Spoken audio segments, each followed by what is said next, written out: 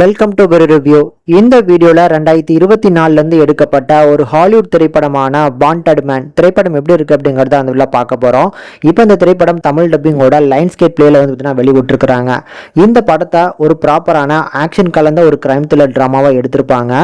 இதில் கதையை பொறுத்தளவுக்கு ஸ்டார்டிங்கில் படத்தோட ஸ்டார்டிங்லேயே வந்து அண்டர் கவரில் இருக்கக்கூடிய டிஇஏ ஏஜென்ட் இவங்களை வந்து பார்த்தீங்கன்னா சில மர்ம நபர்கள் வந்து சுட்டு கொலை பண்ணிடுறாங்க.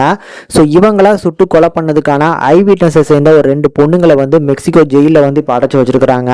அங்கேருந்து யாராவது வந்து பார்த்தீங்கன்னா இங்கே சேஃபாக கூட்டு வரணும்.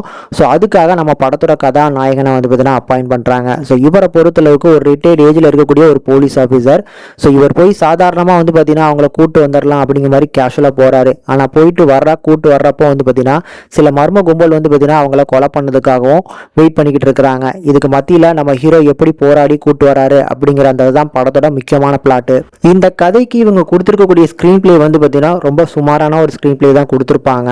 படத்திலே உருப்படியான ஒரு சில விஷயங்கள் அப்படிங்கிறது படத்தில் இருக்கக்கூடிய ஆக்ஷன் சீக்வன்ஸ் தான். ஆனால் இந்த கண்டென்ட்டை வச்சு நிறைய பேர் வந்து பார்த்தீங்கன்னா சேஸ் பண்ணி உங்களை கொலை பண்ண வராங்க அப்படிங்கிற அந்த மாதிரியான பிளாட்லாம் கொண்டு போய் நிறைய ஆக்ஷன் சீக்வன்ஸுக்கு இடம் இருந்திருந்தாலும் படத்தில் கொஞ்சமான ஆக்ஷன் சீக்வன்ஸ் தான் வருது.